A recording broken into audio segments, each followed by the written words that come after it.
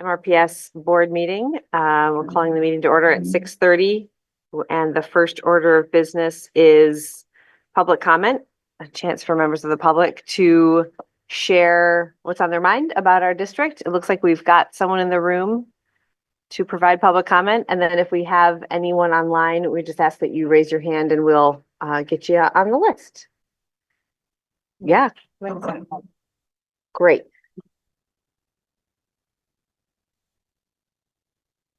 Hey folks, I'm Mike and Barry, Montpelier resident, long time no see, sorry about that. Busy coaching. Couple quick things. I was jokingly gonna say that I've saved up 8 months worth of stuff to get to you this evening, but that's not fair. I want you guys to be out here at midnight. First off, a big thank you. Really grateful that the board still kept some funds for track renovation and safety. If you haven't been out there, please go take a look. We were talking about it just a little while ago with Tim. It's coming along, not as quickly as they promised and not as quickly as I would like, but it is happening. I desperately hope that the paving is going to happen soon and we can really get there before it gets too late in the season. But I think we're coming along towards safe, functional field facilities. The throwing center is already looking awesome, and we just got to dial in the high jump and long jump and pole vault.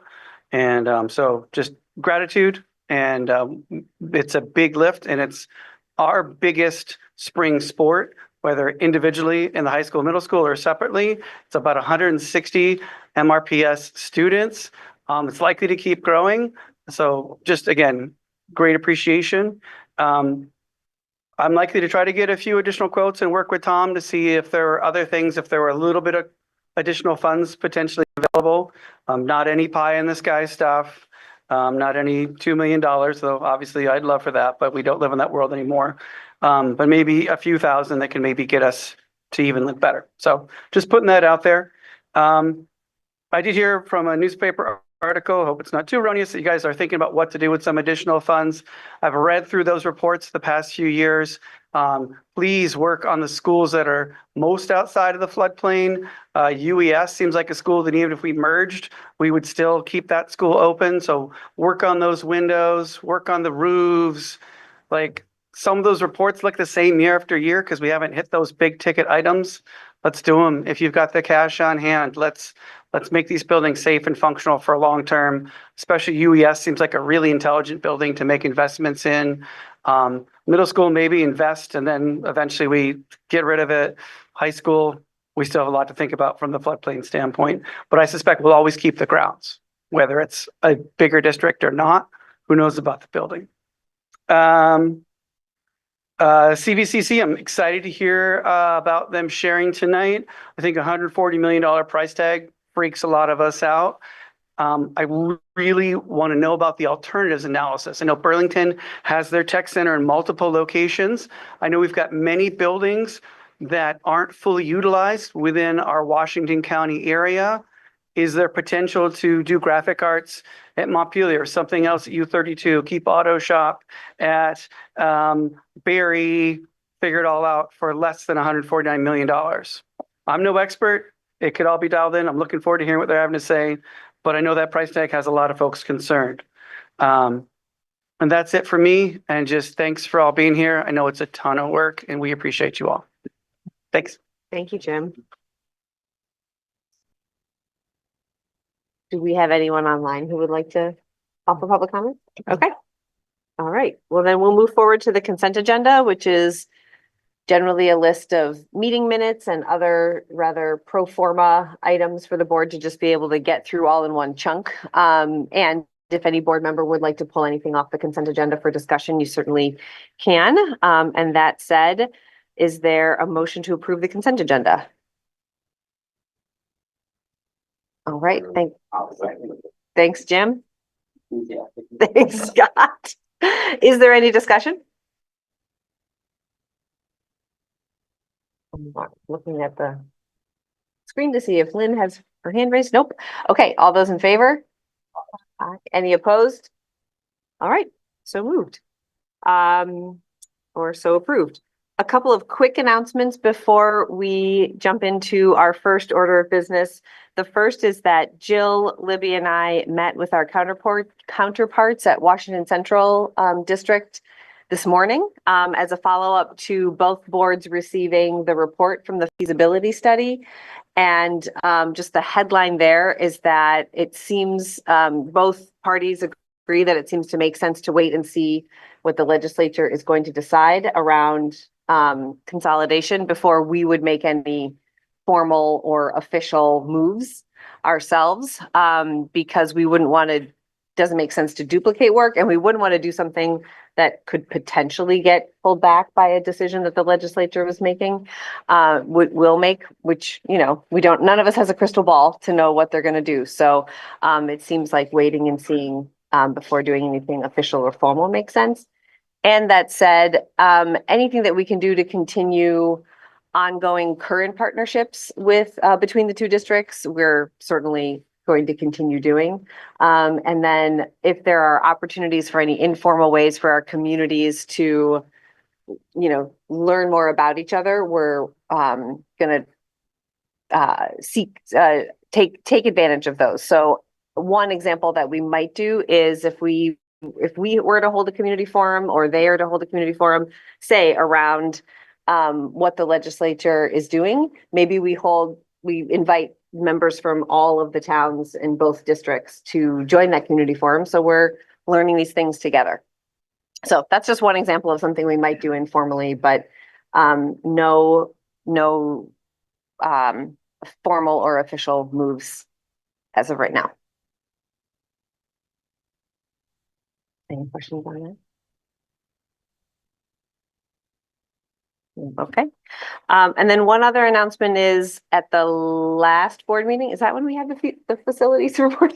At the last board meeting, after Libby and Tom presented the facilities report, we had a discussion about how to engage the public around making this decision about what to do with the money. And if folks recall, there were the four like kind of big directions that Libby and Tom said we might go. Could you pull those up just for a quick reminder? And then we had a conversation about what things we could do to engage the public.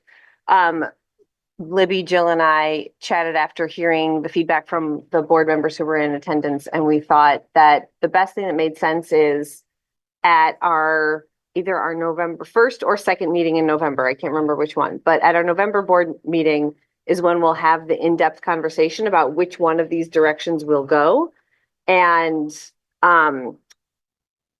at that meeting, we will open up a second round of public comment so that members of the public who want to weigh in on these options or whatever else, you know, maybe there's another option that we come up with between now and then, they can, after being part of, like, hearing and being part of that conversation and hearing the context that goes into these options. So that's the plan for how to make sure we can get some kind of input from the public in order to help us make the decision. And before we move off of this, I did want to ask if there are board members who are interested in option number 1, because we need to ask our new chief finance officer to prepare something for us in order to have even more information to, like, actually make that decision. Option number 1, which is to pay down bond debt. And then if not, we'll stick more with options 2 through 4. And we will ask Libby, Tom, and the operations committee to prepare more in-depth presentations of what those options would look like to help us make the decision. So just at first glance, I'm curious to know if any board members are interested in number 1. A little bit more, but I don't think it's something we were planning on talking about at our operations committee meeting this Friday. And I think I'm interested in sort of high level understanding, not some kind of like in-depth analysis, just sort of what the ongoing savings would look like, just Okay. to have a rough guide. So, and just to better understand our, the characteristics of our debt right now. Mm-hmm. Whether it needs to be in this whole thing, I don't know. It may be more like a weedy operations committee thing. Happy to, not intending to make a ton more work on this. Well, and if something comes from that, maybe that could be something that the operations committee brings to our next board meeting to say, at the high level, this is what that could look like. Yeah. And then the whole board would have that information.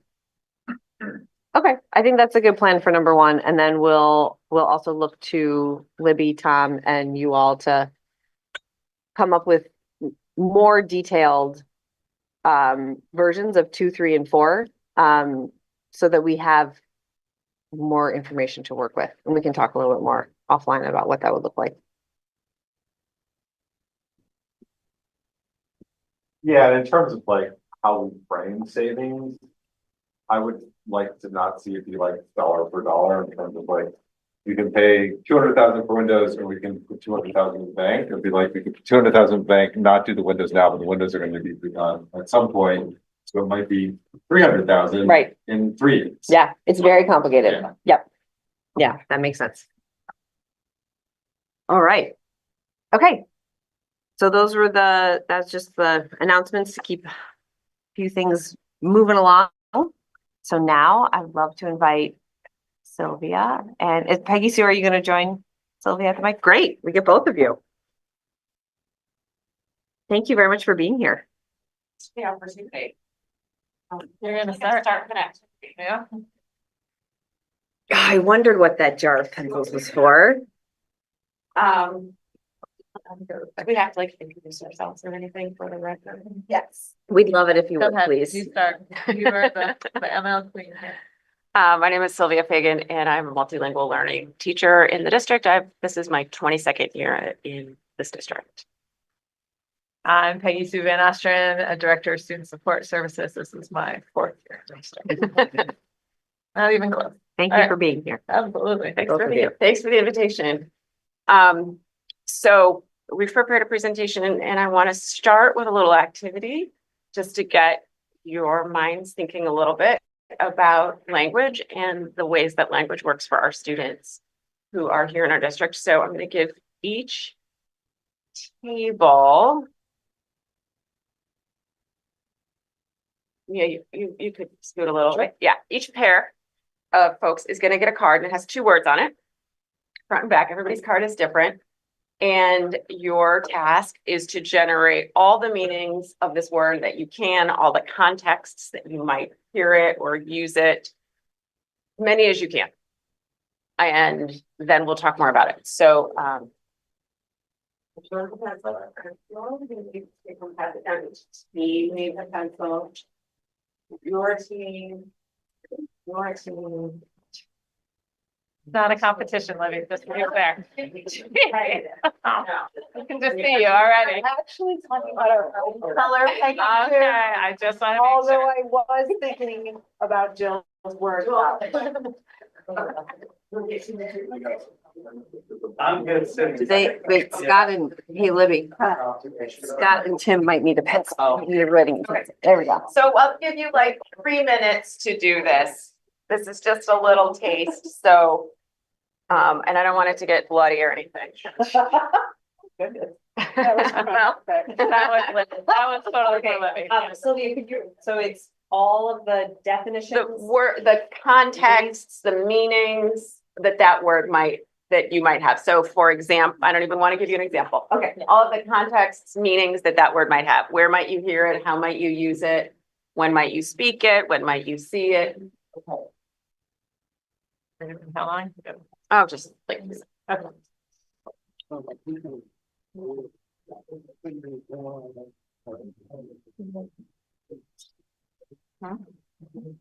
yeah.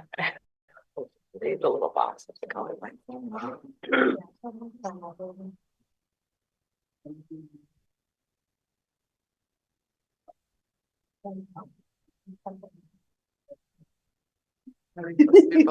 Yes, Oh, Jill. good question.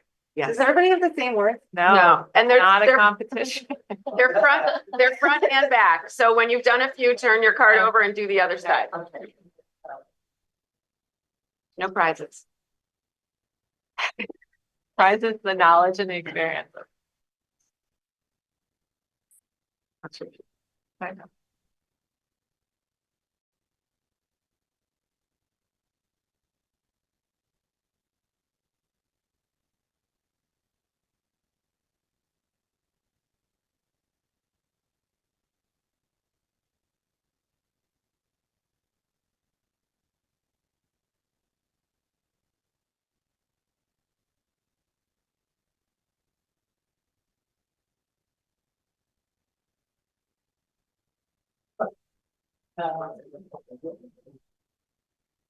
Right, if you haven't turned your card over, now's your moment. Okay.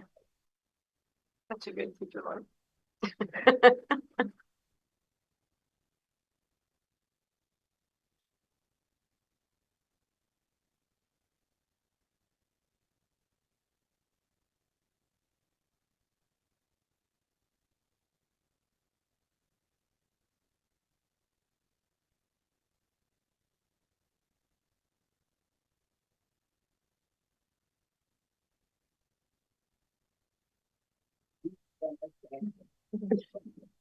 If there were winners. Not a competition, but it could. Right. She can't resist. Cannot Everything is resist. Jim, everything The is. students like the students. They do like to win. All right, so I'll pause you here. You could certainly keep going. We're going to refer back to this activity later, but for now, I would just love to hear each pair pick one word and share a few meanings that you came up with. So could we start down here? Uh-oh. We had table, Table, okay, what you got? something that you eat on. It's also in motion under Robert's rules. A way of organizing information in rows and columns. Like a place for discussion, like bring something to the table. A rock formation. Great, thank you. So did I hear 4? We had. Come on now, try to short us. I'm just curious. I'm just curious about the number that you had. Okay, so we had the word prime. We discussed prime numbers, Amazon Prime, a type of steak, the prime, the pump, like first rate. The only or prioritized is in like prime suspect. A banking term, prime sub mortgage, and my brilliant partner said Maximus Prime, the transformer. Wow. Hey. Exactly, Jim, exactly. For that. All right, thank you. The word board. So we thought board of wood, school board, on board and rooming board. Yeah, thank you. Yes, we had light, which was like the emanation of what's in this room. Actual physical light, like a like what you put on a dresser. Lacking much weight. Level of seriousness, like to make light of something. A gentle, like a light touch. And not serious, but in a good way, like that was a light movie. Thank you.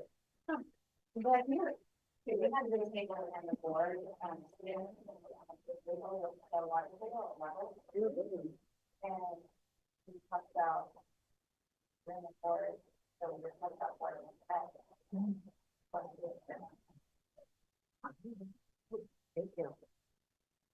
So we'll refer back to this later, but one thing I would like you to just note is that in every word, there were some examples of concrete things and then also some abstract figurative language that you couldn't teach or demonstrate by showing a picture of a thing necessarily. So I just want to point that out, and we'll come back to that in a little bit. Okay. All right. So before we get into this too much, we do want to just take a minute and kind of acknowledge where we are in the world right now and in our country. And just that there is a heightened level of concern about our students and their safety of their families. And so that has impacted how our ML teachers are working. with families and students. Couple examples here. Last spring, we did not have an ML family night, which we had the year before, and it was a really great experience. And that didn't feel like something that families were comfortable or that we wanted to do. And certainly has been a lot more caution about things like being in a community with groups of these students and that kind of stuff. So tonight, we're not sharing pictures or doing any the specifics and the celebrations that we may have done in other times. I'm not going to do right now. So just have that acknowledgement. All right. So I'm going to talk about the kind of technical stuff, and then I'm going to let Sylvia do all the fun stuff because she's the one that does this every day. So starting with just really helping folks understand who our multilingual learners are. So these are our students who need support with academic language, social language, and or cultural acclimation due to their first language being something other than English, due to their parents' first language being other than English. Families may have immigrated in their lifetime, so they may have been born here, but the likelihood that their family is speaking another language other than English at home is higher. We're talking about students that were adopted at a young age and might have had some language development before coming to the United States. Any student that has had significant exposure to another language between the ages of 0 and 5. We want to make sure that we are really clear that we are celebrating these learners.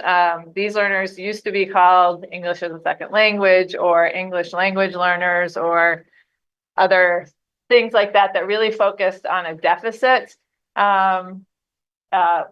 Lacking of English as opposed to acknowledging all of the strengths and being really clear about the strengths base. I wish I was multilingual. These students and their families really bring a lot of richness to our community through their experiences, their values, their traditions, skills, stories, and strengths. And then we just have a whole lot of words here that describe them. So really the work that we do with these families and these students is really thinking about the strengths and all of the stuff that they are sharing with us and bringing to us, and really trying to focus on their strength as we work with them to access education in our schools. We currently have about 60 students in our district that have this designation. And there's a list here of some of the countries that their families come from. Oh, I wondered why that was there. Never noticed it generally. Okay. So there's a list here of some of the countries: Afghanistan, Bosnia, Brazil, Canada, China, Colombia, El Salvador, France, Haiti, India, Mexico, Nicaragua, Peru, Taiwan, Russia, Rwanda, Uganda, Ukraine, Venezuela, Vietnam, and the United States. And we have 3 full-time teachers, multilingual teachers in our district, and every year their assignments kind of vary based on where the students are. So they are not, this year, for example, Sylvia is full-time at the high school because there's more of a population here than there has been in previous years. So every year we are looking at where the students are, where the needs are, and then these amazing women go with them. When any new student enrolls in our district, there's a home language survey that is part of the registration paperwork. And anytime that comes back with indicating that there's a language other than English that is spoken in the home, that gets sent to our ML teachers, who then work with the families to make a determination about whether or not a screening needs to happen. Based on those conversations, if a screening needs to happen, the teachers administer a screener looking at listening, speaking, reading, and writing in English. And then based on the results of that screener, decisions are made about whether or not a student requires services. And if they do, then an individual instruction plan is developed.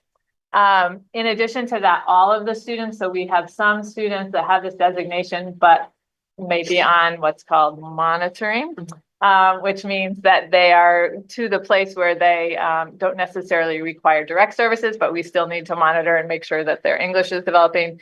And so there's a test every year that we have to administer starting in January for those students that look at those 4 areas of language development. then those part of the determination around scores for or supports for students is based on that assessment, as well as when students are ready to exit from services. So there's criteria put out by the state that when a student gets to a certain level, they no longer require multilingual services. So we talked about last year sharing those results, and then we said, oh, we probably need to talk about what this test is before we just bring results that don't necessarily have any connection for folks. Can I say one thing? Yes.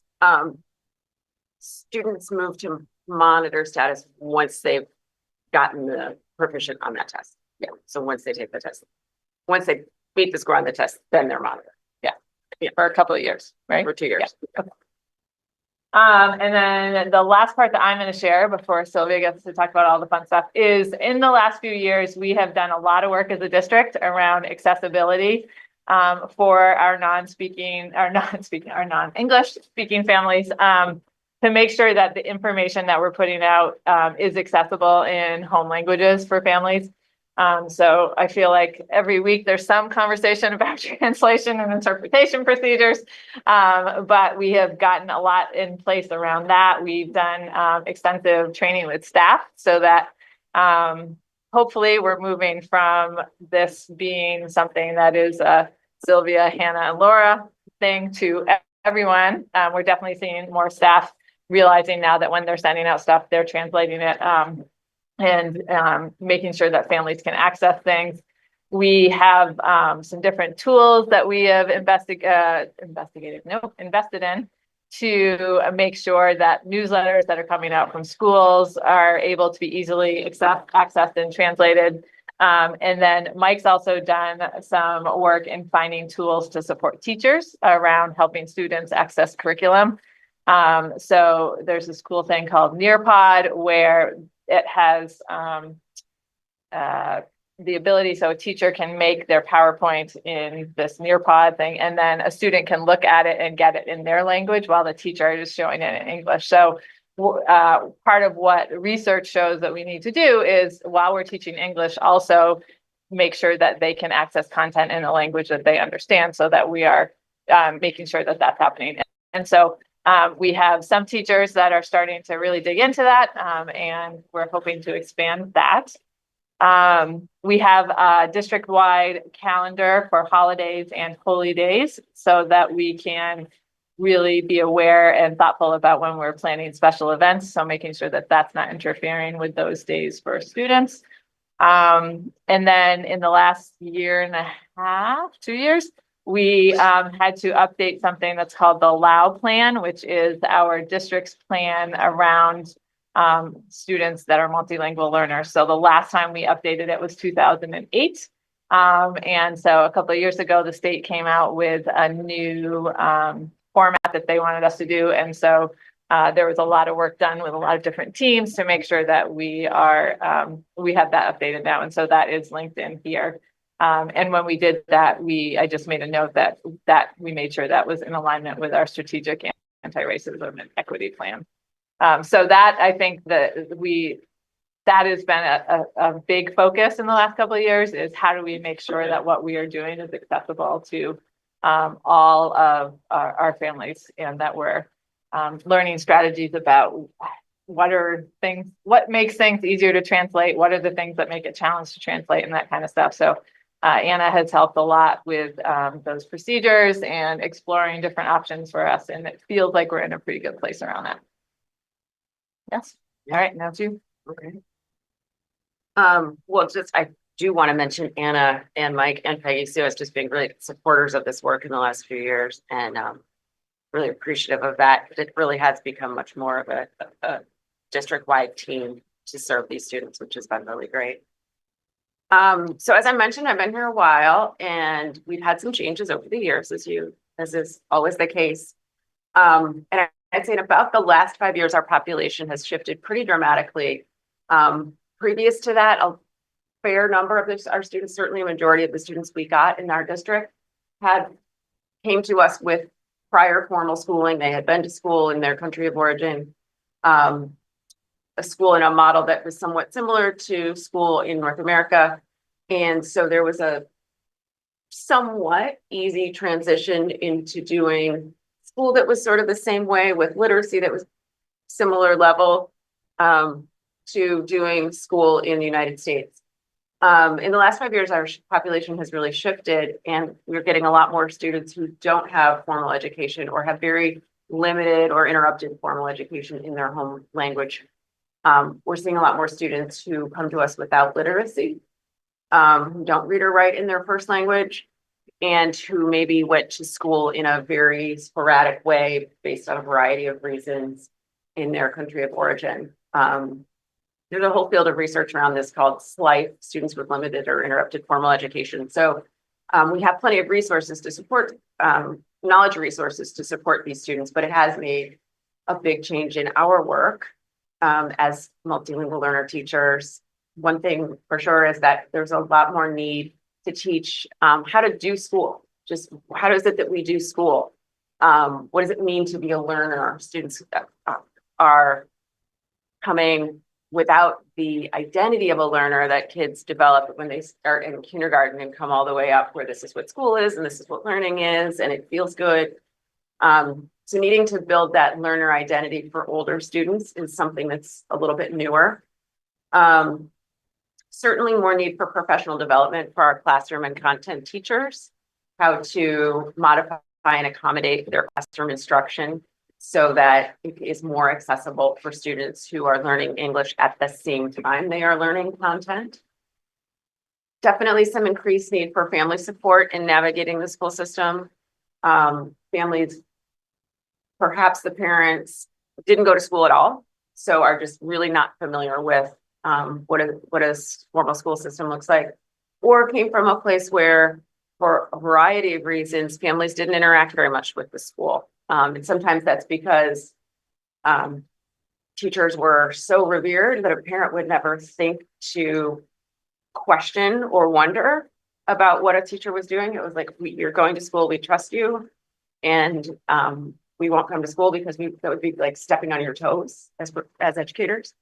And sometimes it's just because that's what was not what was done. So really incorporating families and helping families learn the ways in which we expect parent involvement and how they can do that. And sometimes that's very exciting for families, and sometimes they may have a lot of other responsibilities, and that might feel like a lot.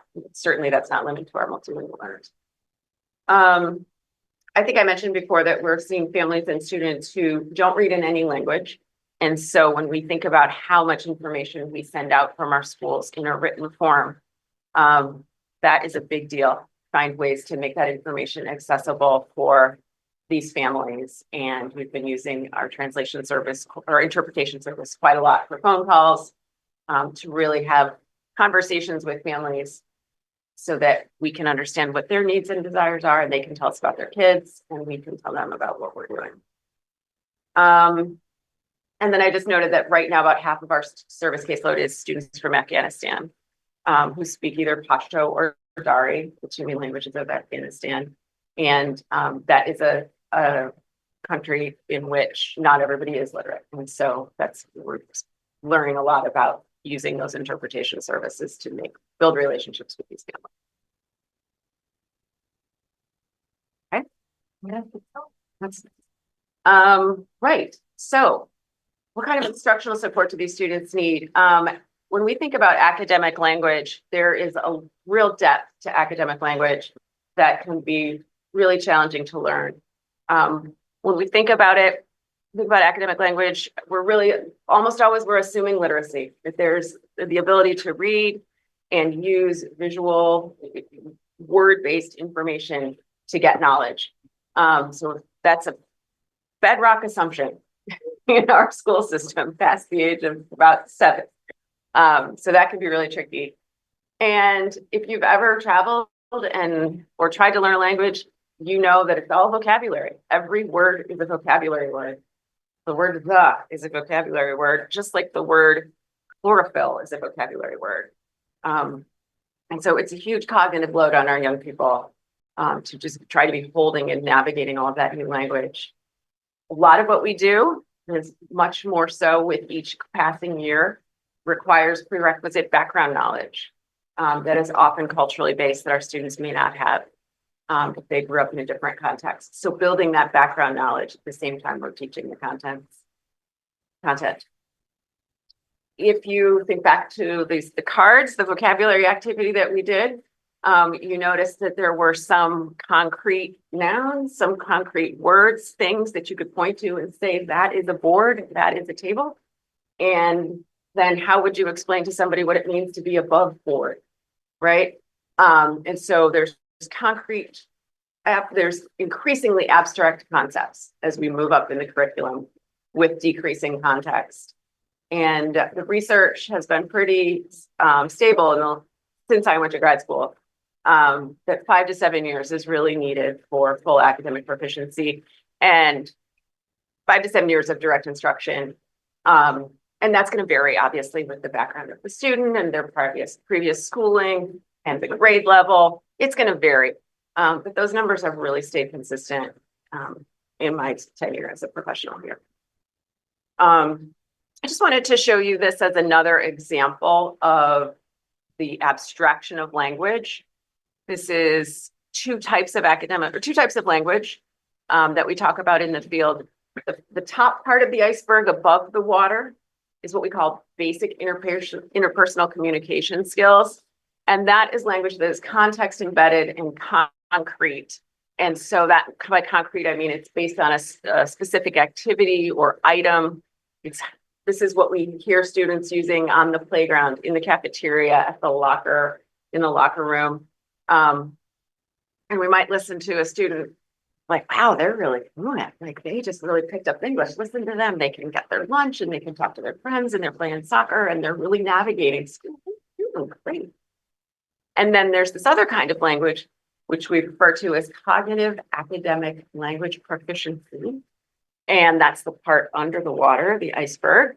And this is language that is often very abstract and context reduced. So if you're thinking about your chemistry class, your algebra class, language that there isn't something necessarily right away to touch. And there's potentially no easy background knowledge. There is background knowledge, but there's no easy visual example to point to. And this is the language that we're talking about can take 5 to 7 years to learn because it can be so context specific, so abstract, and require so much previous information to be able to understand that. So that's really what we're talking about. And that's what we are definitely working with kids on their social language, but we're really working with kids on this academic. Looking at the clock. And I would just imagine you to think about one of the words on your note card there and imagine that you only knew one meaning of that word. And then you took that meaning into a different context. Would it help you? Would your knowledge of that one word help you or not? If this was a table and you walked into chemistry class and she said, okay, today we're doing the periodic table of the elements. Okay, I know what a table is. This is great. I know all about tables. I'm going to ace this today. And then she starts talking about, I don't even know what, covalent bonds or something. I have, what are those called? Electrons. But I knew what a table is. I know what a table is. Why doesn't this make any sense? So I hope that just gives you a small idea of what we're talking about when we talk about building academic language. I want to finish by sharing a quote that a father shared with us several years ago when he enrolled his daughter at Union. And we asked families, and tell us about your kid. And he told us about his kid, and he said, with time, she's going to do wonders here.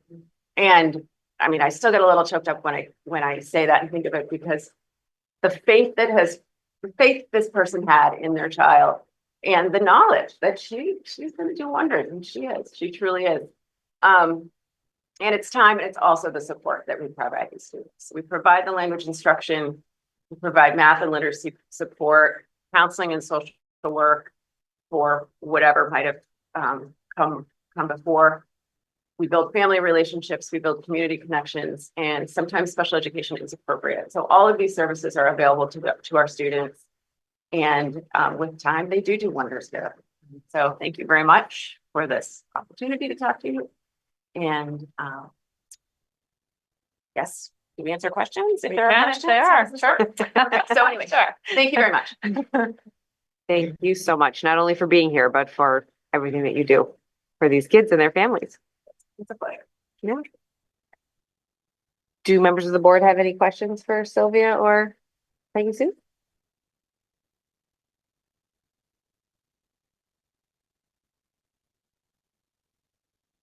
I guess one, kind of given some of the recent changes in demographics, I mean, do you feel we have enough resources to meet all the new students? Well, I think, I let Peggy Sue speak to this for sure too. I think we're always balancing all the resources we have, right? And I'm curious, you know, what rises up to you? Yeah, I think that one of the things that we've tried to do, hopefully with some success in the last couple of years, is spread the wealth of responsibility for here. So I think that Laura and Hannah and Sylvia were kind of holding a lot of all these pieces, right? So they were the people that were doing the translate, people were coming to for translations and the community contact and working with the teachers and doing, and so we have been trying to work with the greater staff to think about like this, you know, like our registrars now can figure out how to translate things, right? Like, so that it's not all just on these three humans who are teachers and we want them to spend their time teaching. And so I would say we're getting better at that and there's always room for improvement. You know, I think if we had more resources, for sure, we could put them to work and that they would be busy. Yeah, so you know, yeah, yes, and yeah. Well, maybe a more pointed follow-up is there, we have 60 or 50? I can't remember the number now. About 60. About 60 Yeah. kids, so that's about, just the straight up ratio is 20 students per multilingual teacher that we have. Is there any kind of best practice for, let's say we got another 20 students next year? Does that mean we should have 4, or is there, I don't know, do we have a kind of formula like that, or it's just doesn't work that way? There is research that says what an appropriate caseload is, and we're far below that research number right now. However, I think it's also context dependent. Yeah, I think, you know, some of it, right, is if it's a student that's never come with, or it's coming with no formal language, right, then the needs might be very different than someone who has one parent that speaks another language in the house, right? And so, you know, yeah, I think that I think that there are recommendations based on the score. You can tell me if I'm wrong about this, but based on the scores of a certain amount of time, they should be accessing an ML teacher every week, right? Right, yeah. So it's, okay, that makes sense. Like minutes per week or hours per week kind of formula. But I do think it's like right now we have Hannah is going between Union and the middle school. So she, you know, so that gets a little tricky and just trying to, you know, she's, I think, jogging back and forth some days because she's doing kindergarten and then she's over here doing 8th grade and, you know, so it's not a one person in each building kind of thing. And so I think some of that for sure makes it more challenging to feel connected to the school and feel like you're providing all the things that you want to provide. Yeah. And I'll piggyback on that and say for the last few years, I've been the one going back and forth, and this year I'm here all the time. And I am, you know, in my prep periods, I'm always talking to other teachers about how to serve a student. They'll come to me and say, hey, about this kid, what about this? Or this kid, I'm trying to do this, or can you give me an idea here? So it's like, now that I'm here, there's suddenly constant collaboration. That there just wasn't the time for before. And that's in service of our students, definitely, constantly. So that's been really great. So like a little more wiggle room leaves the room for that kind of thing, which is builds the whole program, right? For everybody. Y'all mentioned some of the tools that our staff have available to them, and I could imagine as technology is getting better and better, we're going to use those tools more. And I just wonder what sort of controls do we have that we like if you're using some sort of translation software, like that, like what the fidelity is of the translations, or, and I don't know if that's something that we're using currently, but just an example that came to my head. So we have something, it's a weird name, but it's called DeepL. That is like a higher level translation software. So we have some of us, so like Mike and I, for example, have accounts for that. So when it's things like IEPs or things that are legal documents or where the context like that, and I don't know technology, but there's something in the technology of that like gets the context where Google Translate, for example, might not do that as much. So depending on how important the context is in some situations, then we do have the ability to do that. So like all of those things come through me, and then, well, Pashto goes to Mike because you have to do something with the other margin or something. I don't know. It's I don't even try to do that. But that for sure, Mike is spending a lot of time looking at like AI stuff and technology, and we have to get privacy agreements for anything that would have student data and that kind of stuff. So yes, we are definitely paying attention to that.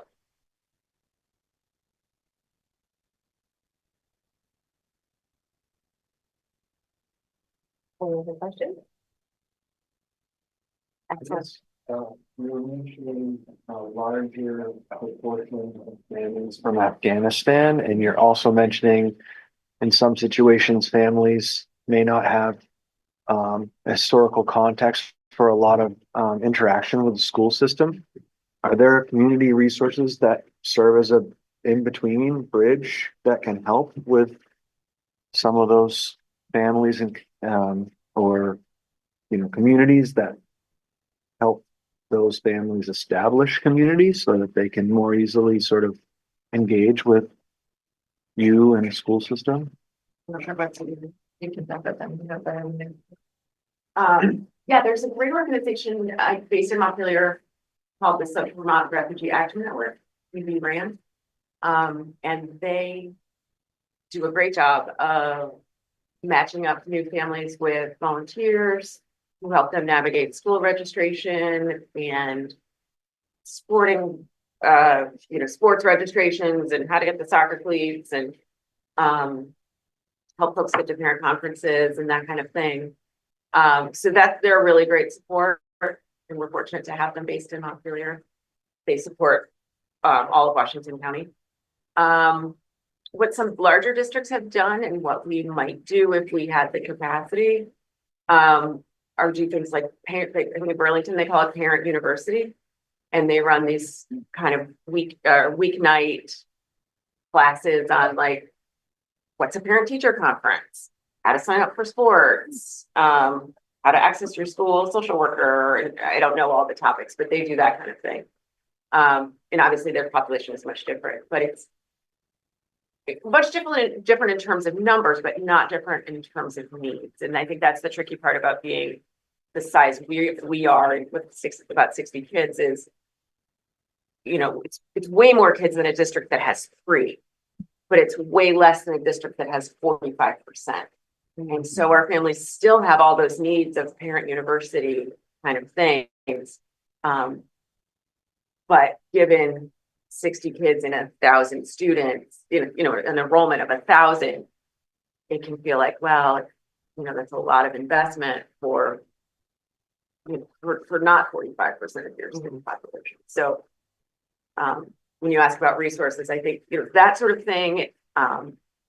We would love to have a community liaison who spoke Pashto, but there just isn't enough. Even though we have these families, what feels like so many families with these needs, it's not a full-time job for anybody where it would be in Burlington, right? So it's a lot of the same needs, but not quite enough to get over that hump of, oh, that's a job. If that makes sense.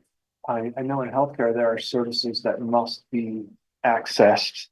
Are there services that you can get translators where you need them? Oh, Yeah, sure. yeah, We have a phone yeah, service. yeah. We have a They phone use a service phone for service. interpretation. Yeah. And we have some interpreters that are in person for some We've had some languages. Spanish. Yeah. Yeah. So we have that access, but if it was a person who knew the family and knew the Right. community and could come in and talk to the teacher, I mean, that would, like they have in Burton.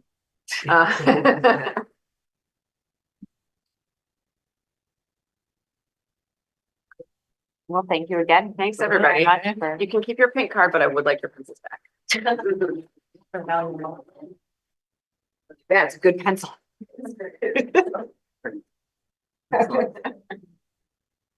Thank you. All right. All right, thanks, Moving everybody. right along, we've got Jody Emerson from the Central Vermont Career Center. Just, he's gonna join you? You can sit at the big table.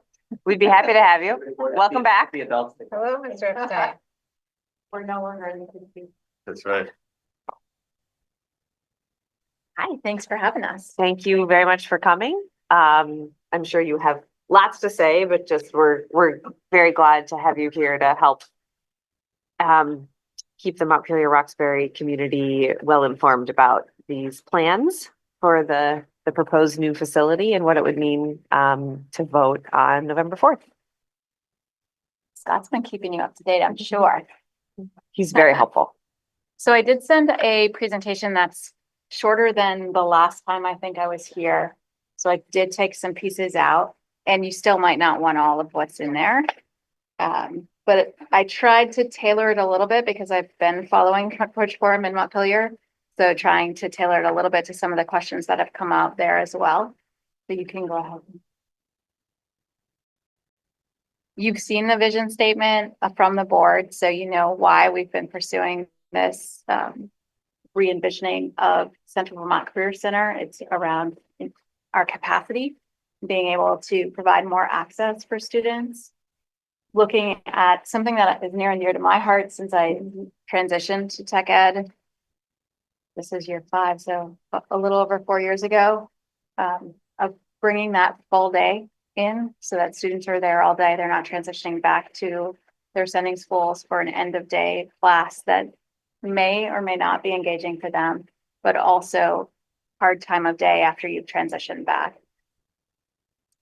Looking at developing career academies or pathways, and I've been doing a lot of research on this, and this is becoming kind of a passion of mine. And so how might we take in students in the 9th grade to explore our programs and then move into a 10th grade exploratory pathway that is maybe focused on health sciences, and then moving on up into the programs and beyond that. And so one of the things that we had been looking at with VTSU was how to get kids closer to a degree before they get out of high school. And so some of our programming was moving on that route.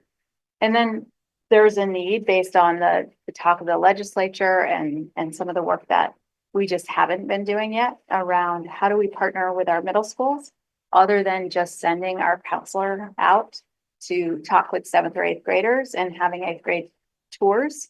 How do we partner to build exploration opportunities for students to think about all the possibilities for their life in the future and where they might want to go and what's going to fit for them? And hopefully really setting up the steps to being able to access. Because there's some CTE has gotten more rigorous with Perkins 5, which is a federal mandate. And so we're going to need to build in some more supports to get students ready for that. So thinking about access, you can go ahead to that. Sorry. I didn't mean to rush you, Mike. I just hit the. No, that's fine. We've seen an overall increase in applications. And so you can see in the bottom ones there, you can see the total applicants and the accepted numbers. I don't have actual total applicants. So what you can see in FY25 and FY26, you can see there were 414 individual applicants in FY26, but we had 443 applications. That means some of those students applied multiple times. So we're trying to start to weed out that data. We accepted 228 and we started with 215. So some students actually withdrew over the summer before the program started.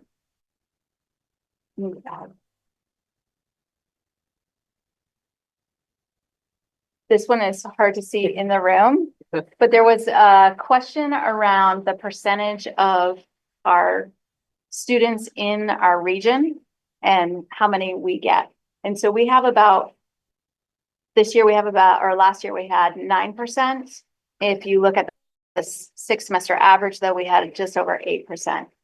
And there are some regions where there's much higher amounts up to, I can't even. 11.7 watch cycle. Sorry. Yeah, I'm looking at this. Oh. So there's 16% over at Old Hollow. Oh. River Bend had 18%, River Valley down Springfield had 20% of the total Standing School population. We're just under 10% of the total high school population for October of 24. So that's last year. And then, yeah, I put in the percentage of students from each of the Standing Schools, the percentage of their student body that is at our school. And so I think Montpelier is around 6%. So you can go on. You're up. Okay. So we did an extensive, so I'm Dave Epstein, I'm with Truex Collins. It's nice to see some of you from a previous project, and glad to meet the new people, introduce ourselves to the new people that we haven't met. So we're the architects for the project, and we're going to talk a little bit about the site search. Those are the purple are the sending towns. Then there's a hatched area in the center, which is where the focus towns where we looked, and we originally started with pretty broad selection criteria: 20 acres or more, municipal sewer nearby and water nearby, 3-phase electrical power, paved road, and you'll see that word nearby is in is orange. If you go to the next slide, you can see all the hits we got. We had 193 sites met all those criteria. So we had to narrow it down, and basically we removed the word nearby. We said it had to be on municipal water and sewer, had to be on a paved road, and that reduced the and it had to have 3-phase power. So that reduced the number of sites quite a bit. Once we narrowed down the sites, Jody started calling all the different landowners, and then we finally got a hit in Graniteville. Mm-hmm. And some of the, there's been questions about some other sites. Why not U32? Why not Berrytown Industrial Park? Why not Airport Road? And why not Spalding High School? And this slide addresses that. We did look at U32. It didn't really fit, but it was very difficult to initiate any kind of co-location discussion. Jody went and met with the Berrytown Industrial Park the select board, and we basically said it's not available for public use. They want only for-profit companies up there. We found what we thought was a great site up on Airport Road. Turned out to be all wetlands, and so that was disappointing. And then at Spalding High School, we did a test fit there, and you can see there's a kind of a litany of issues that we came up. First of all, it didn't really fit. We would have to create a parking garage to get enough parking. There's flood zone issues and PCBs. It's just not enough room to expand the center, to increase the capacity and put the kind of create the kind of modern facility that the region needs. So We don't know anything about PCBs. It just Right. hasn't been tested. It hasn't been tested yet. Exactly. Good clarification. Yeah. Yeah. We don't want to say there's PCBs there. Yeah. Yeah. It just hasn't been tested yet. Yeah. So we don't know if that would be a potential future concern. And it really wasn't substantially, given all of the, especially with the parking garage, it turns out it wasn't really less expensive, or not that much that would motivate you to want to jump through all the hoops to try and make it work. And that was sort of the same with the U32. It would displace some of the sports fields, because we basically put it on the up the middle school football, other soccer field, place it on that hill and going over the edge of that hill towards the tennis courts. And so it would displace some of the parking, but definitely displace those sports fields. So you'd have to be buildings, maybe clearing some of the property that they have for that. And figuring out how could we use some of the spaces inside that building. That's where we were trying to save some money. So could we use their cafeteria? Could we use their auditorium and their gym? And that would require definitely adding on to the cafeteria. So it would require a little bit of renovation to U32 as well. But it seemed like something that we should explore, especially given conversations about a potential regional high school. And if that's the most likely location, which in my brain it is, doesn't mean it actually is, that we should just explore it. So we did do that. There were two. Stephen liked one of them, but not the other. So it's too close to his office. There's, one of the things about, a CTE center is that everything wants to be on the ground floor. Mm. And you can't put everything on the ground floor. So it's 100,000 square foot footprint. This building. And there's a tremendous amount of outdoor activity. Every lab that's on the ground floor has a direct access, like an overhead door. And then the construction trades, the automotive have some pretty serious outdoor space needs for car storage, for outdoor projects, for building projects, for equipment. So it's a very space intensive building type, which is why it didn't fit very well at Spalding High School and why it didn't fit at U32 and why ultimately the CVCC decided to pursue this site in Berrytown.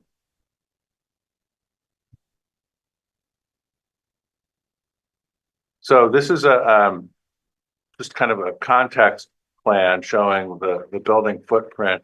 It's in Graniteville at the intersection of Graniteville and Baptist Road. It's 27-acre site. It's really a beautiful site in terms of has views to the west. It has good access points to the east, and the building fits quite well on the site. There are wetlands. This is something we deal with in Vermont, but we're able to design around those, and the plan works quite well.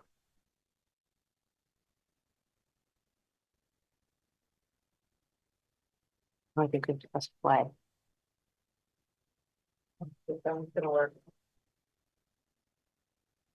This is more of a fly through than a walk through. Just It's okay if the sound doesn't work, I can walk you through it. yeah. So this is gonna, yes, fly you through the building. So this is if you are driving up to drop off your student at our center.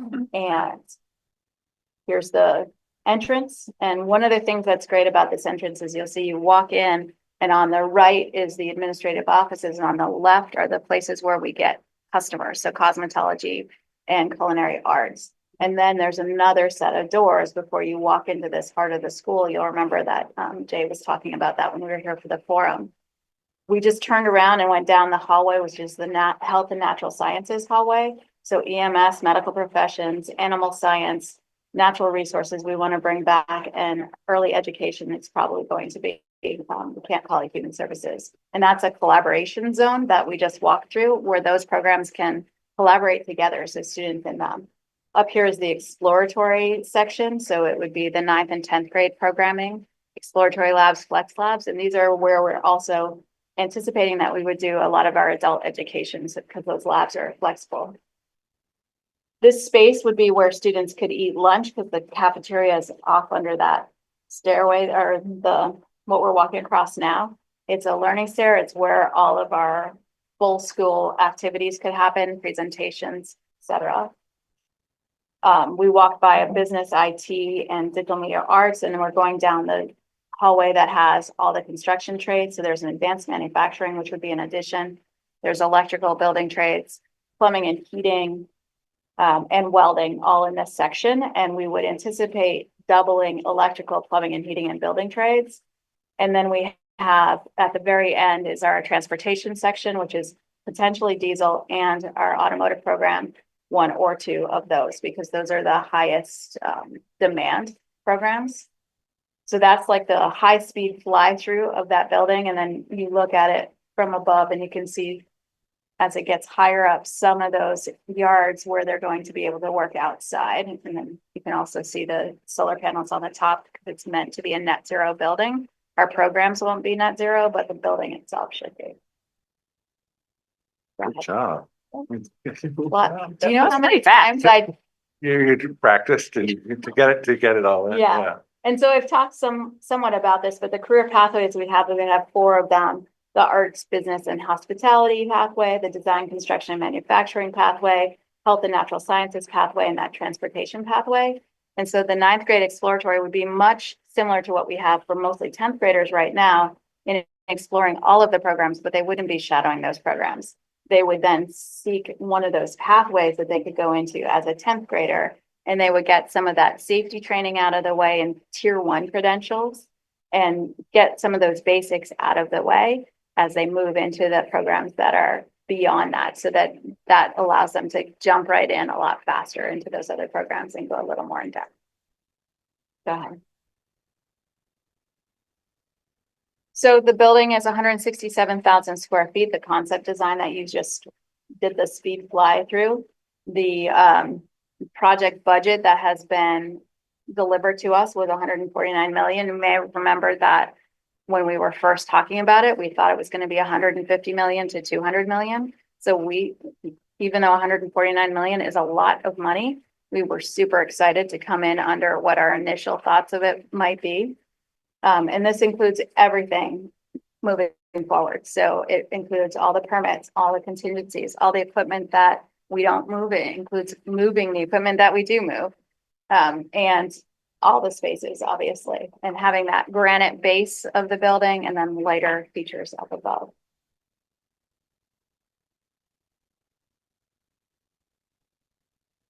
Any questions about taxes? I'm going to push towards Jake because he was such a wonderful resource to my business manager in helping just think through it and answering her questions. So thank you so much, Jake, for working with Michelle in that way. These estimates were made based on FY26 because people want to know what the impact is going to be. And the honest truth is we don't know. We don't know how your taxes are going to be impacted. We can only guess. We don't know if we're going to be in a foundation formula. We don't know how CTE funding will change, right? So based on current FY26 data, what we have right now, and just assuming that if we were starting to pay it this year and we took the 30 years worth of bond payments and we equalized them and just took 1 year's worth and added that on top, that's how these amounts came out. No income sensitivity figured in, thought of a $300,000 house. So that's some of the assumptions. And in the room, it's hard to see, but hopefully you've seen at least one of these images before. Montpelier is the yellow in the middle. Roxbury is the third greenish. Oh, I see it. Oh, thanks, Jordan. Okay.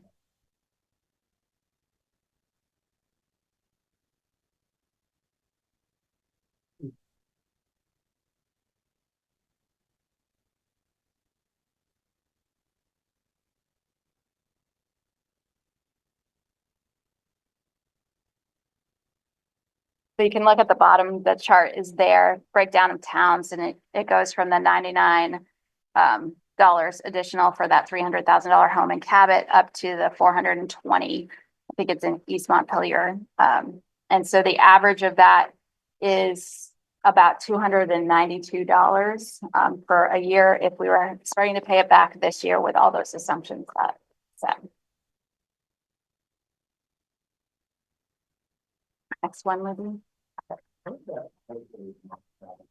Tuition basis or is it? It's basically on the tuition basis of taking out what is the 6 semester average for each sending school and then divvying out between those towns in that sending school. Ultimately, it'll be based on what the level of pickup is per child. Right. Got it. Thanks. This is based on the current percentages. The Current 6 year. semester average. Yeah. Yeah. Right. Everything's based on where we are right now. as if we had to pay it back. If the bond is approved and we have to start paying back, it won't be paid back until the year we open the doors, which is FY 30. And so we cannot predict that, given all the uncertainties. So I just got a scenario. So say, we get redistricting, which appears to be coming. Mhm. And say part of that redistricting is what is now Harwood merged with Stowe. Yeah. And, and Morrisville. And suddenly they're one district and they're thinking about where they send their kids differently.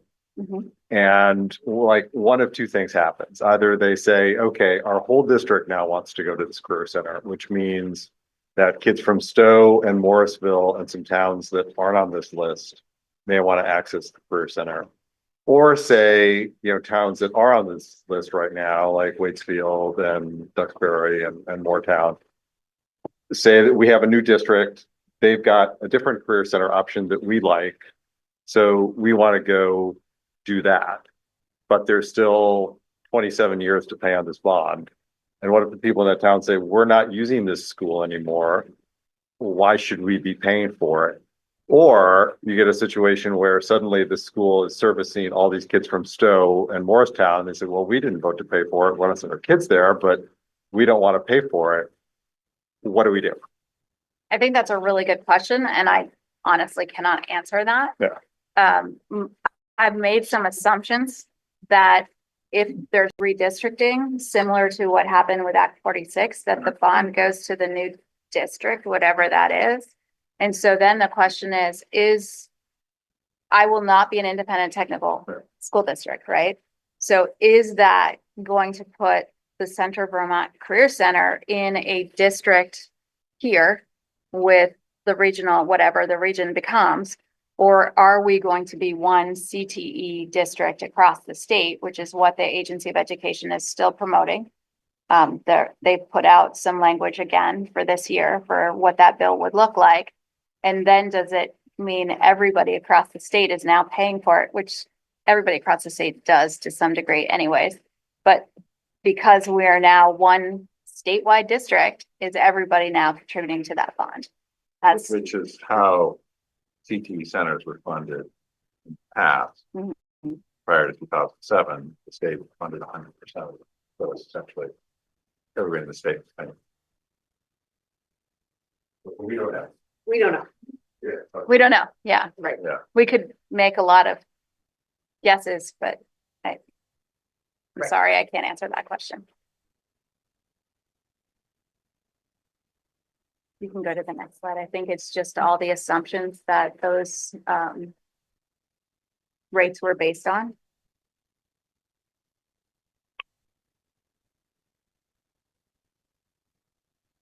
And then the next.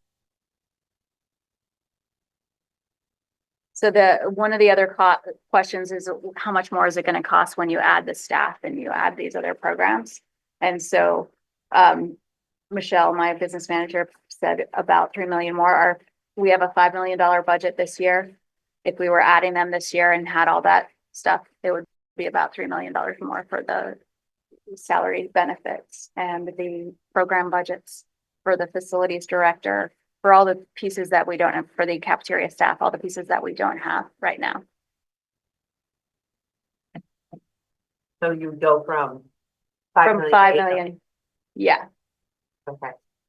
And then the way that shakes out is based on 6-semester average tuition. presuming that stays the same. And right now, they've also been talking about with the foundation formula that CTE students are weighted differently.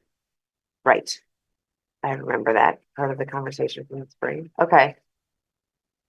It's complicated. If that stays the same, then that new $3 million is, or that total $8 million is then we use the 6-semester average to figure out what each sending school is paying in tuition. Right.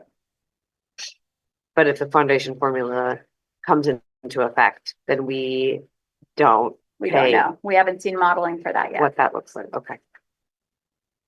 Okay, so if the things stay the same, then in addition to the cost of the bond, does that mean that our overall budget goes up because tuition for that, Yes. yes, I'm just trying to follow all Yep. of the pieces of the math. Yes, So there would be the bond that tax rates would be paying for, plus we would have to figure out. the bond would go through the tuition formula as well, As well. under our Which is an current formula. expenditure for us. Right, So okay, that expenditure would significantly increase. right. Correct. And then on top of that would be this the new $3 million. So anyway, yes. So this, even though these are your best guesses for what This the is best bond guesses for impact the is. bond Right. impact only, Right. right? This rainbow chart doesn't include the No, the running cost of it. Right. Okay. All right. That's what I was trying to get at and we got there. So thank you. Mhm. Okay. Next. Increase, or would it, because you got more people, so there's more students that are spreading. So like per head tuition, is that expected to be like roughly the same or? good question. How fast do we build up? And it takes a while. So if you start a new program, you don't see the students in the new program until you're 3 years in, right? To see that. So your tuition is higher first and then it can come potentially down a little bit, right? As you see those 6 semester averages kind of pull into what is real. The formula that we That currently we have. In the current formula, yeah. Which will most likely not May not be be, the Right. future formula. If anyone has a crystal ball or even a magic 8 ball and think that it could I answer think it. that's how the kids have one. decision is actually being made, so. My kids have one of those. Okay. Yeah. Thank you. The Thank you next, more. I think we just have the next steps on here. Okay. So there's a forum for the bond vote at the center, next Tuesday.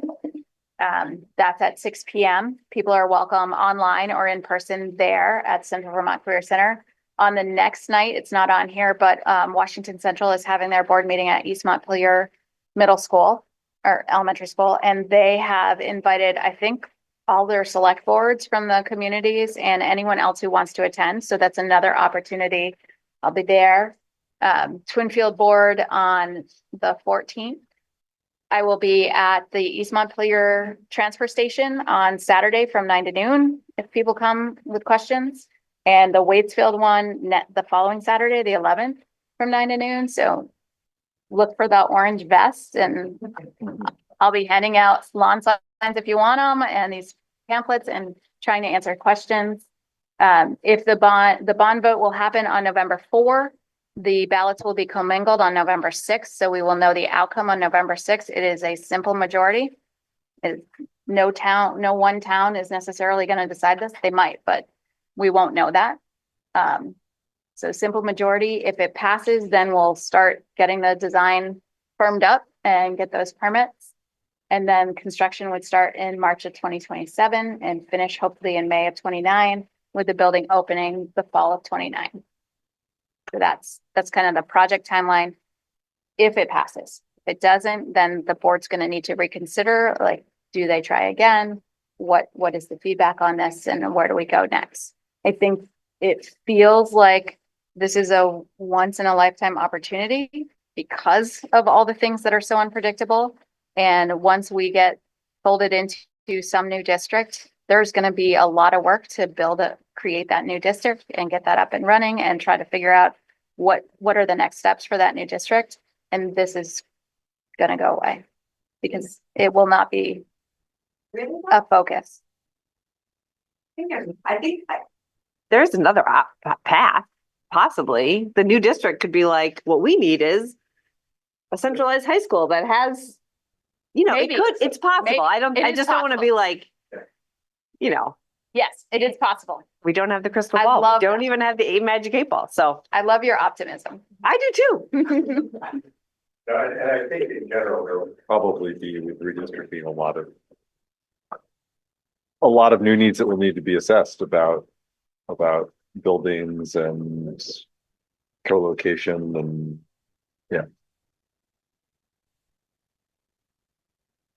What other questions are there? I remember in a previous career center meeting, one of the public comments was similar to what Jim had asked about. Like, I think that terminology was like, we should be thinking creative. Jim mentioned like, what are the alternatives? If I'm paraphrasing you correctly. Yeah. And I know that before I joined the board, I know that there were folks that were looking at some of those alternatives. Can you just speak to like the relative pros and cons to the alternatives or the creative thinking that people have been asking about? Yeah, I don't think that we've fully explored what could happen in sending schools, and it depends. Like your example of digital media arts, it's a lot easier to place that program in a classroom. There are a lot of programs that can't, their lab space needs to be something other than a classroom. And so trying to figure that out, we are exploring the possibility of if we bring back human services or elementary, lower than elementary education, what does that look like? And East Montpelier has offered to host that. Should we open that program next year? And so just trying to think through what that would look like. I think some of the struggles that I talked to Jason Reed up at Burlington actually, and some of the struggles are he's never where he should be, right? Because it's all over the place. And maybe you had that when you were there, right? Like what that was like. There's been some different pieces that we've heard from. Sometimes we get different answers from the state depending on who's asking the question. And so when we were looking for where do we put our welding program before we were able to get that spot in the high school, I was told that we could not renovate a space or put equipment in, use CTE funds to put equipment in a space that didn't belong to a school. So the schools is the potential option, right? If there's the space for it, but not any of the empty spaces unless the owner of that space is willing to fit it up to what we need. And then we pay that rent or that piece. However, Burlington High School and Tech Center has been able to do it with a 40-year lease. Because I guess the assumption maybe is that all the equipment won't, it'll not have value at that point. So it feels like there's been some different answers. It was a struggle when we had a space off campus to be able to supervise it. When there was a sub needed, that was difficult. Finding people, moving people around doesn't happen the same way in a CTE center as it does in a high school where you might have multiple people in a department. We usually have a party of one or maybe two if we're lucky. So we're moving lab assistants all around. That would mean another lab assistant on that other site. It's background checks for if it's like a business. There was somebody in one of the front porch forum posts, or maybe it was an email, because I've gotten a lot of emails too, who is like, why can't you set up something at Cody Chevrolet for automotive and you set up something here? And so first off, how do we decide which private businesses we give this to and which we don't? How do we make sure that everyone is background checked? How do I supervise that space? How do we provide a sub or the other supports that are needed? So there's a lot, it's not impossible, but there are complicated factors. And then how do we transport all of the kids? I mean, it's hard enough to get all of them to our center in time for program to start. How do we transport kids from, okay, your buses are coming here, but then they're also going over here from those schools to get to this program, or they're going over here. Not impossible, but it would need a lot of collaboration and coordination. What's gonna happen to Spalding buildings, if this moves forward? They've hired a consultant and they've been talking about how they might use their buildings differently. I don't know where they are in that because I haven't been attending their board meetings. At one time, there was the thought of bringing the middle school down. There's also the potential, they recently built the C building for alternatives, Spalding Education Alternatives. And some of the stuff that they do there is sort of CTE related. And so if they choose to expand that because it doesn't have the capacity that they need for some of their students, they might choose to do that. So I think there are some different options available to them, and I'm not sure where they're headed right now. Is there a possibility of keeping part of the program at Spalding and then building something to, expand for other parts of it? It's the same dilemma as far as supervision and administration. But I mean, it's 2 possible, sites yes. is like less of that than Yep. 10 sites. Yep. Absolutely. Yeah, sure. It might be for Jake. Sorry, Jake, put you on the spot. Welcome to say, I don't know. One of my major concerns is that if and when we're under a foundation formula and we only get a certain amount of money, and this would be a bill that we're required to pay, and it drastically increases from what we now pay. So what would that, and without the capacity to raise more taxes under a foundation formula significantly, am I right in worrying about a more limited pot for what turns out to be about 94% of our students? Or am I thinking about that wrong? I've been trying to think of that kind of thing, the cost funding lines. Because there'd be potentially a bigger district, possibly even organized around the career summit. And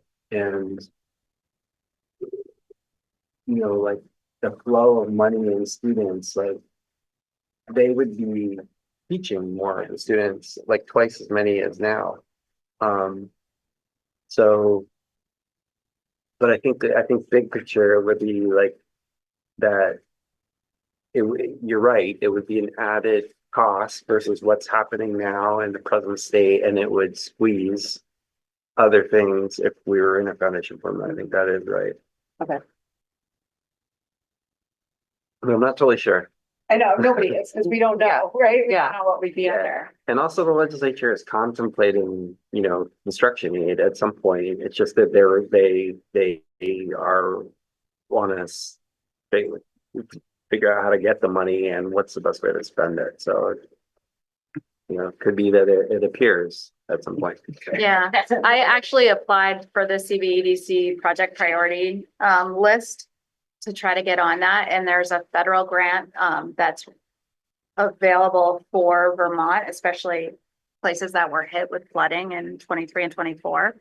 And they reached out to me and said, you would be eligible for this, we think, because of the workforce development component of it. And so that grant has a cap of 50 million. And so our hope is that we could apply for that 50 million and get it. Not sure that we can, but at least we're going to keep looking for what are some other ways to pay for this. So yes, we want the bond approved so that we have permission to move forward, but we're not saying, oh, we got it, that's it. It's where else can we find money to support this? And so exploring, we looked at some tech centers in Maine and they had sponsorship from tool companies, for example. Is there a way that we can do that? I don't think Vermont's done that, right? So what can we do there? Lots of people have reached out and asked me if I've reached out to Mike Rowe. I haven't heard back yet. I've only reached out twice, so I will keep reaching out. But so there are other opportunities potentially to help at least offset some of the costs so that we don't need as much. And of course, when you're taking out a bond, it sounds like you don't have to take out the full amount. You're not going to take out the full amount at once.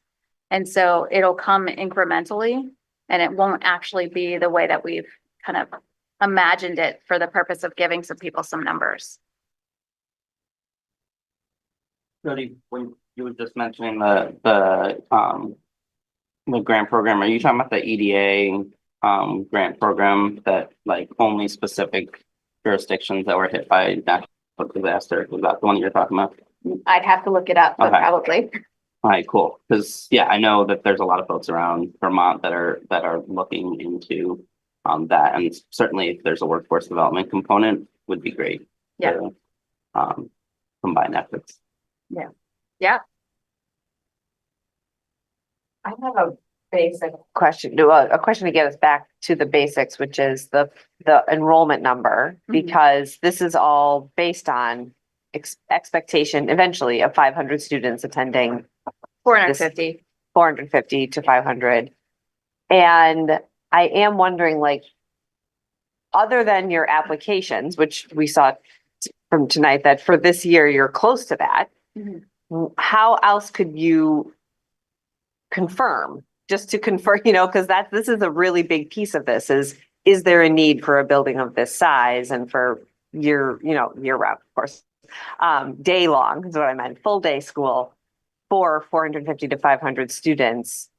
Can you confirm that with any other kind of data beyond what you're receiving in applications right now, especially as we think about declining enrollment in our schools?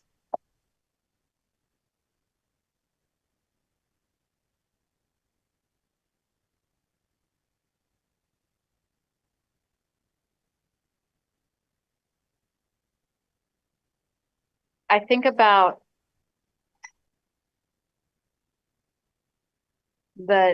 mostly we're looking at the application numbers, right? Uh-huh. And also the rise across the country of interest in CTE. I know that I have two schools that would like to send to us. They're not in my region right now because state board rule has set those regions and hasn't been updated for a while. And they may seek to go to state board and change that if this, whatever happens in the legislature doesn't change that, which could open the doors for even more students that are interested. I don't know How big are how, those schools? Are we talking deep units or? no, they're bigger than that. Yeah, okay. And they're centrally near us. They're in that map of purple. Mm-hmm. Two of those towns didn't actually send us. Yeah, but Roxbury's down below, so it's like you just Yeah. fold them in. Yeah, Those two towns. Yeah, no, they're not. They do not have a lot of students there. No, but they, I anticipate that there might be another center nearby that we end up merging together. Not a lot of centers nearby. I'm looking at the map. There's Randolph. Yeah, and, well, I mean, I'm looking at this map, which Roxbury is not in. When I'm looking at the proposed, regional new district regions, if Oh, I it's see. by, CTE. And as you go down this presentation to the bottom, it talks about proximity specifically, and it sort of shows a couple of towns that are currently part of the Randolph CT are very much closer to Barry. And so how these regions end up panning out is another question. Like Mhm. if Northfield, say, is folded in, Northfield has a pretty significant population with an interest in CTE. I mean, just that question of what towns end up going to your center is completely unknown. Right. Because the current structure, if you're really gonna, if they're gonna go by that CET sort of The CTE framework, map. yeah, Yeah. it's gonna morph a little bit based on proximity. And some of the towns that are currently served by some centers might end up moving to centers that are closer. And so, Randolph is sort of close, but like there's a big gap if you go west, right? And there's a big gap if you go east, and there's a big gap if you go north. So it's actually, who knows how it's going to go? I don't know that Yeah. that 450 is going to be representative of the actual towns that end up sending, especially when you're talking about a state-of-the-art facility that is attractive to a lot of kids, a lot of families, I would imagine. I mean, I'm curious how many people would have renewed interest when they're looking at a state-of-the-art facility that looks like that fly-through that we just saw. I mean, looks pretty nice. I think a lot of people their ears would perk up a little bit if they That's a saw that possibility. I fly-through. think Lynn has a question. I want to make sure she gets her question. I've had people approach me about the project, and I didn't have a lot of information at the time, so there wasn't a lot I could say. Could you make sure that the meeting times are posted like on Front Porch Forum, or I don't know where you're planning to post them, but I think there's quite a bit of interest and there's concern about the cost. So I think it would be really helpful to have people informed about the thinking around the Career Center. Yeah, I'm going to post on Front Porch Forum again on the day before our forum. And so that will have all of the dates and places where I can be. We have very limited posting on Front Porch Forum, unfortunately, because of the number of towns that we post to when we post.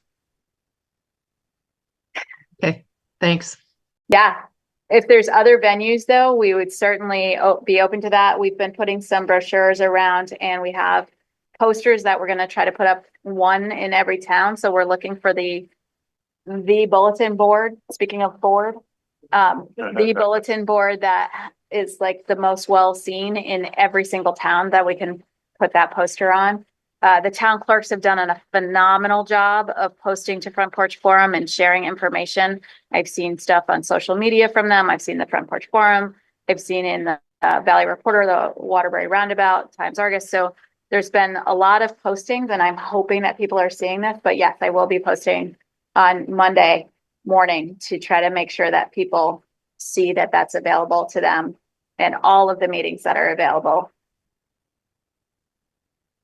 Thanks, that'd be great.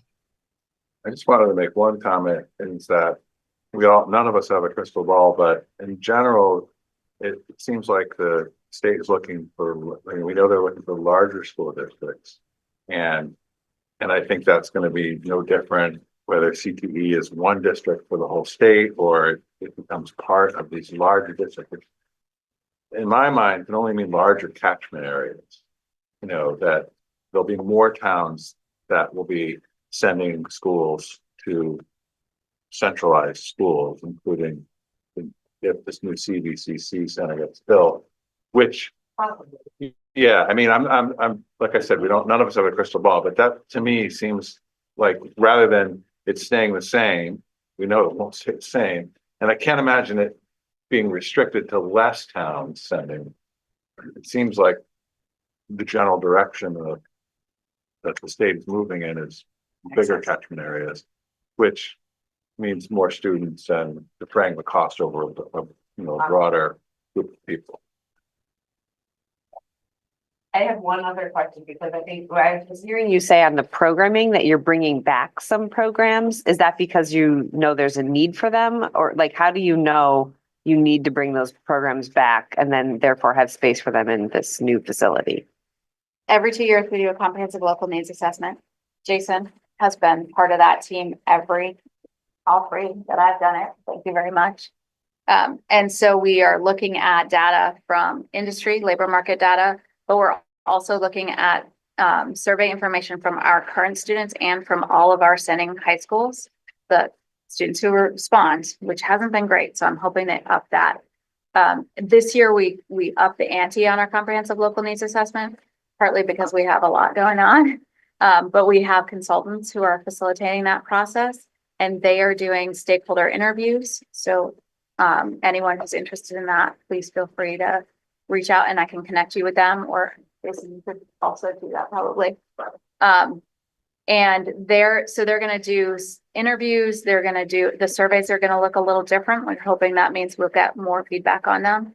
But we're doing a deeper dive this year to make sure that as we move forward, that we are doing what we need to. But so far, that's what the evidence has said from what students are interested in and where we need to go based on labor market data. Mm-hmm. Okay. And state priorities.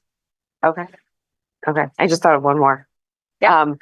And that is a little bit more of a, like, the thinking about the students. So if you have this facility and you're running a full day program, then students who would be going to MHS for part of the day at least, and then they are no longer, right, going to MHS. They are going only to the Central Vermont Career Center because you've got a full day program if they've been accepted, if they've applied and been accepted.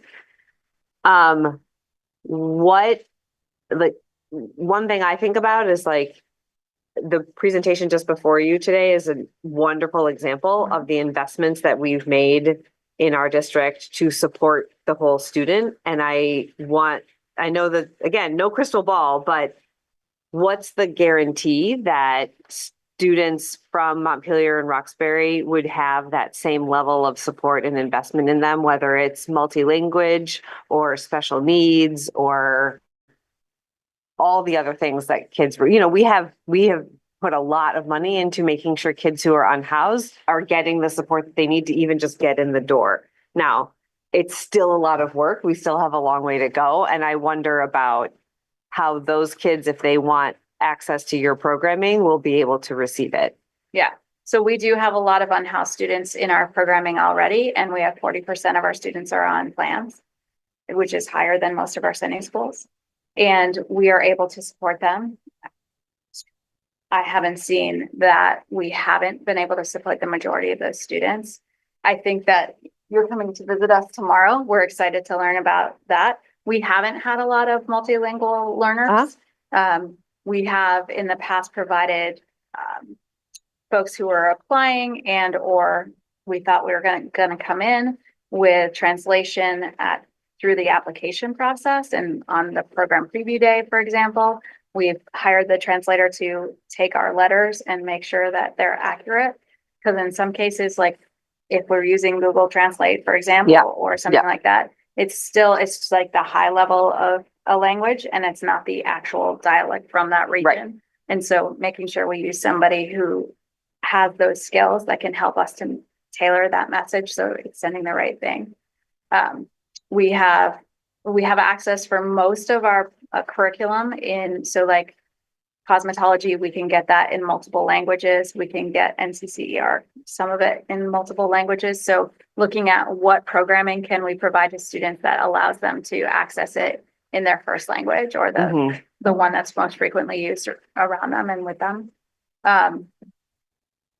And there's more that we would have to do. Yeah. Because we haven't had a lot of experience there. Right. And so I would hope that we can collaborate with right now, you're still going to be the LEA. And so we need to be able to collaborate with an LEA, whatever that district is that we're in, whoever that is, to help figure out the resources that we need for the students that we are able to have. Yeah. And the building has been designed with support services in mind, so there's space in the building for that kind of. The fly-through didn't go through that. Yeah, we section. didn't go through that section. It didn't show you the library. Yeah. Yeah, it has all the, it has a library, it has office space for support services, it has a gymnasium, it has all the things to support that full experience. Okay. Those are all my questions. All right. Thank you very much for being here and digging into this with us because Thank you. it would be a big investment of our communities. Oh, thank you.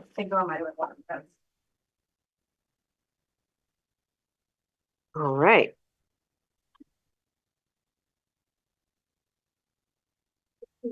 Thank you.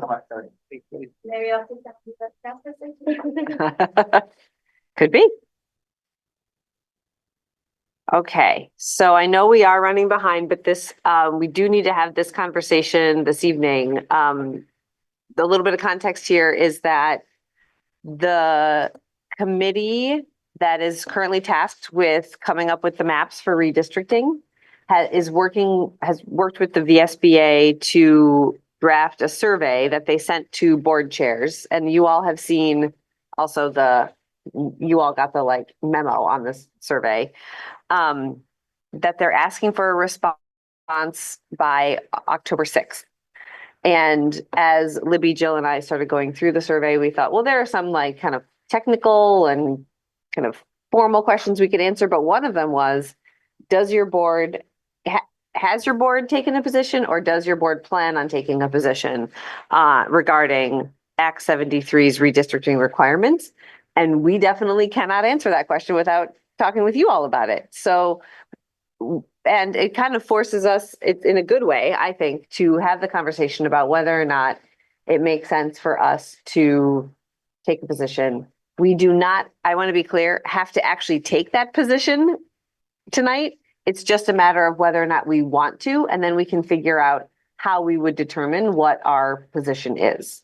So those are two different things. Should we take the position in the first place and what would the position be? We are not getting into the second one or determining the second one tonight. Folks might have thoughts on it, but just to help make sure our conversation stays focused. Does that make sense? And it's specifically a position about the redistricting requirements? I of believe Act 73, so. not just Act I think I've- 73 or redistricting in general. It's about whatever the parameters are that are in Act 73. A formal position on redistricting. Okay, Okay. No word required. Has your school board taken or do you plan to take a formal position on redistricting?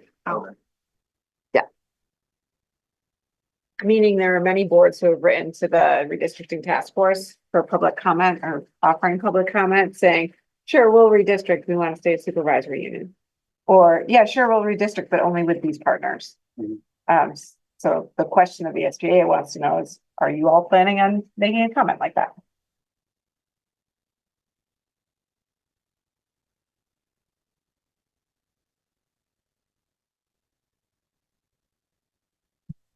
Don't all speak at once on that really complex question. I'm wondering what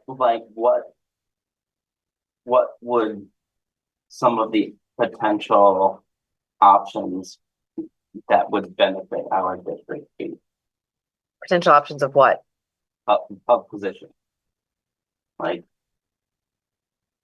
given that there have been some boards that have taken positions, like, would it make sense for us to have a position? And if so, I'd love to know, because I don't, at this point, even know what the options are. So I can take a stab at some of them. So, one piece I would recommend the board do, and this is coming from Libby's opinion, right? So keep that in mind for whatever it's worth. Is I would recommend that the board take an official position on a supervisory union versus a school district versus the supervisory district governance structure. And we can go into that in more detail. We can, I could do a presentation for the board to talk about all the differences if we need more information. But at, those basic sense, it's each school has its own school board. And then there's a supervisory board when you're in a supervisory union. The chief financial officer is making a budget for each of those entities and repeating work quite a bit. Supervisory unions can't own buildings. So there's a complete change in ownership. There's ramifications to that. I obviously have an opinion as to which one I would recommend the board take a stance on. And the reason why I say that is because there's a lot of advocates of more privileged stance who are coming from wanting to keep their supervisory union because a benefit of a supervisory union a lot of times is school choice. So, and How? I'm sorry, can you explain that? so a lot of smaller districts have supervisory union structures and do not have a high school. And so if you don't have an operating school, you can take your tuition dollars to whichever school you want to, including private schools, if that is appropriate, if that's the school. If you're in a district, by definition, you have the high school. Yes. I got you. Yes. Yeah. Living in, I'm trying to understand the perspective of the districts who want to keep their districts with, with an overarching supervisory union. If there was a foundation formula, could it flow to the supervisory union and the school district would not set a budget, but would then receive some portion? I would imagine that's how it would have to work. Yeah. And if that's what they envision, like, I don't know. I don't know how it would work. I mean, how it works right now is they set the supervisory union budget first. And because the school district needs to know what portion of that they're paying, right? It needs to fit. And so my understanding is you do the SU budget first and then they do the school budgets next. for their own district. Yeah. Yeah. I think that makes sense to me. I'm just kind of imagining like how you could even pull off foundation formula under that model. Yeah. I don't know. I don't know if anybody's thought that through. Okay. That's the first time that's Somebody been should. asked. So somebody should, yeah, with really good knowledge of tax, education tax. That somebody might be sitting to my left. Anyway, that's a good question. But another way you could answer it, sorry, Tim, just so I'm not like one-sided here. Another way you could answer it is by saying we support redistricting, and we are interested in continuing our conversation with Washington Central. You could say, we're not interested in redistricting at all. We have what did you call us, Tim? A small and mighty school district that's doing well by kids. You know, you could take multiple perspectives there. And we would be deciding that. Later, yeah, we're not deciding what the position is, and I would want to do some kind of community engagement for us to have a better sense of where. Not in the next 3 minutes, no. I'm not even sure we're gonna decide in the next 3 minutes whether we should take a position. We're gonna see. I think we should preserve the option. I think there's a lot out there and it's gonna impact this town and our students for a long time. And I think sitting on the sidelines doesn't make sense. And if we don't have to take a position now, and our position could be whatever. It could be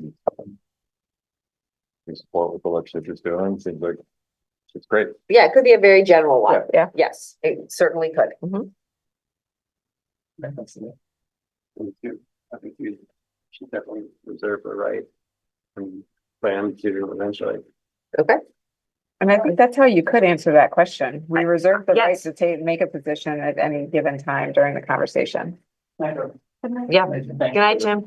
Thanks for being here. I completely agree, Yeah. especially looking at some of these maps that I'm seeing, which would separate Roxbury potentially from this district.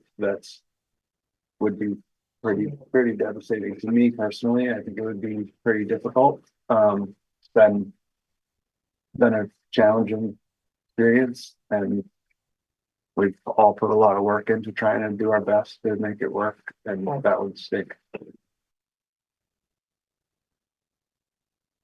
Don't we always have the right to take a position? Yeah, we just want to make sure we're doing right by answering this question. You know, we wouldn't want to say, yes, we plan on taking a formal position if this board was hesitant in doing so. That's why we wanted. We're adamant that we should not be taking. Sure, Yeah. right. We just wanted to have that conversation before answering this question and submitting this survey. If the board wants to say, let's wait and see. I think there are too many moving parts to take a position at this point. I don't want to take a position on it at this point. Right, and we don't have to right now. We're just making sure that we're staying open to it. It says, do you plan to take is part of the question. So we are staying open to it. I already talked. I think the answer to me, like logically, really is yes. Yeah. And the eventual position could be We're gonna whatever the state does is fine, you know, which is Correct. lame, but that could be the eventual. That's not necessarily a bad position to take, but. And it's gotta be our de facto position if we don't take a position. Right. Okay, I think we have what we need I think so. from this group in order to make sure we complete the survey on time. By our deadline. All right, Thank you. thanks, everybody. Framework, to think about how to make that decision. Yes.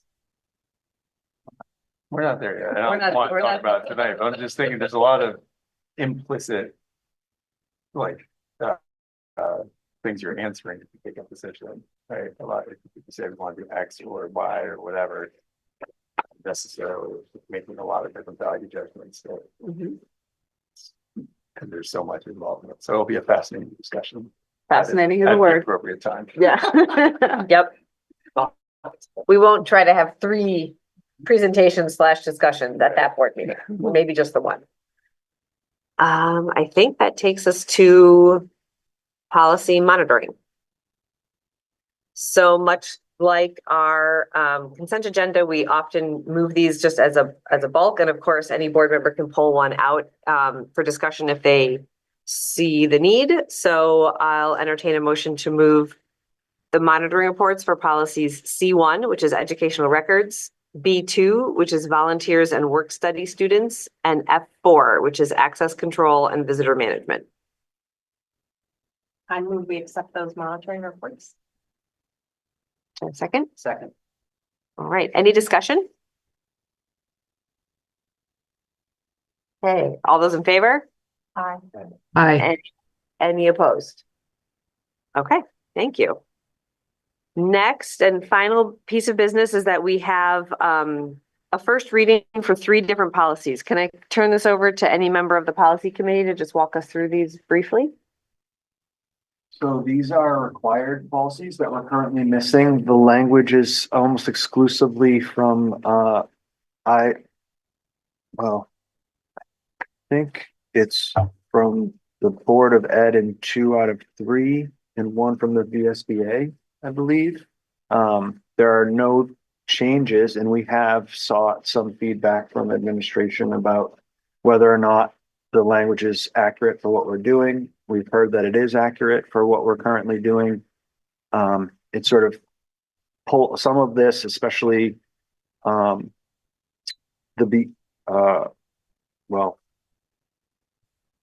there are more policies that we're missing that will be folded into first reading at the next policy at our next full board meeting. But there's nothing in here that is different from what we were asked to write or to use as the policy language. Okay. And these are new policies for students who are homeless, local wellness policy, and behavioral threat assessment teams. Okay.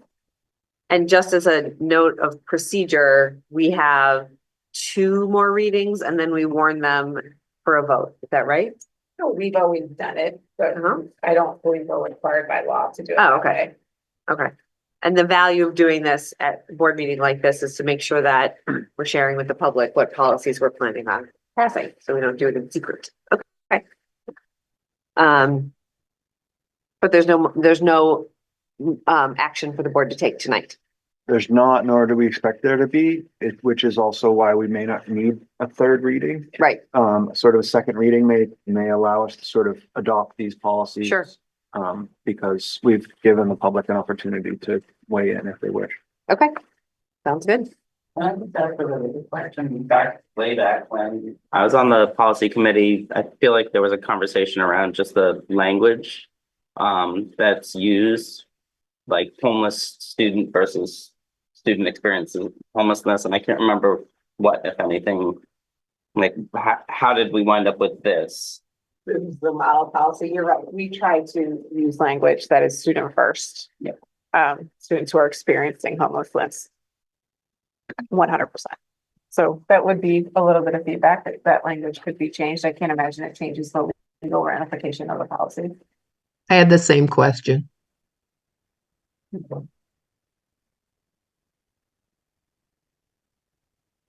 Is the policy committee meeting before our next board meeting? Do you have one on the?